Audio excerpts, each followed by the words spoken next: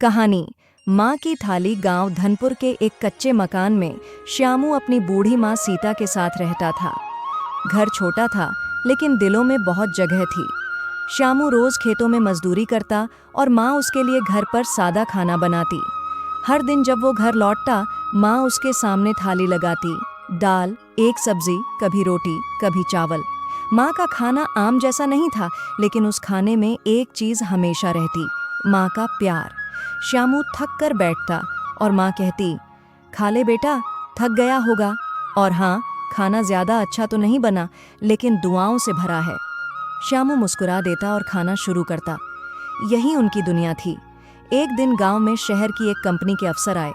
उन्होंने कुछ लड़कों को शहर में नौकरी का ऑफर दिया। उनमें से एक था श्यामू। शहर आओ, काम अच्छा है, पैसे ज्यादा मिलेंगे, अफसर ने कहा। श्यामू खुश हो गया। माँ से बात की, माँ, मैं शहर जाना चाहता हूँ, नौकरी अच्छी है, पैसे भी मिलेंगे। माँ थोड़ी चुप रही, फिर मुस्कुराकर बोली, जा बेटा, अपने सपनों के लिए जरूर जा, पर कभी भूले से भी वो थाली मत भूलना जिसमें प्यार परोसा जाता है। श्यामू शहर चला गया। शुरुआत में सब कुछ नया था, बड़ी इमारतें, बिजली की रोशनी, हर तरफ दौड़ती जिंदगी। पहले कुछ महीने श्यामू माँ को हर रविवार फोन करता, पैसे भेजता, माँ का हाल पूछता। माँ भी हर बार कहती, अपना ख्याल रखना और खाना समय पर खाना। लेकिन धीरे धीरे श्यामू का जीवन बदलने लगा। शहर की रफ्तार में वो माँ की थाली को भूल गया। अब वो होटल का खाना खाता, दोस्तों के साथ पार्टी करता। माँ की सादी थाली अब उसे साधारण लगने लगी। एक दिन उसका बॉस बोला, श्यामू, हम तुम्हें प्रमोट करना चाहते हैं, लेकिन हमें ऐसे लोग चाहिए जो पूरी तरह से यहाँ की जिंदगी में ढल जाएं। गांव, रिश्ते, इन सब से ऊपर उठना होगा। श्यामू ने सिर हिलाया। बिल्कुल सर, मैं अब सिर्फ अपने काम पर ध्यान देना चाहता हूँ। धीरे धीरे माँ से बात करना भी कम हो गया। गांव में सीता माँ बूढ़ी हो चली थीं।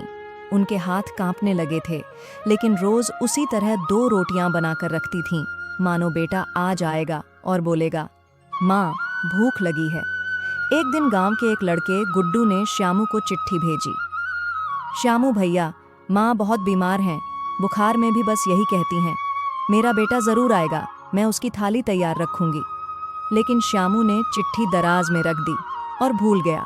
कुछ दिन बाद एक कॉल आया, श्यामू जी, आपकी माँ अब इस दुनिया में नहीं रही। जैसे कुछ टूट गया। वो दौड़ता हुआ गांव पहुंचा। घर सूना था, नीम का पेड़, आंगन, चारपाई, सब वैसा ही था, बस माँ नहीं थी। गुड्डू ने उसे बताया, आखिरी दिन उन्होंने कहा था, एक थाली में खाना रख दो, शायद मेरा बेटा आज आ जाए। श्यामू की आंखें भर आईं। वो अंदर गया। टेबल पर एक थाली रखी थी, रोटी, दाल, आलू की सूखी सब्जी, ठंडा खाना, पर इंतजार से भरा।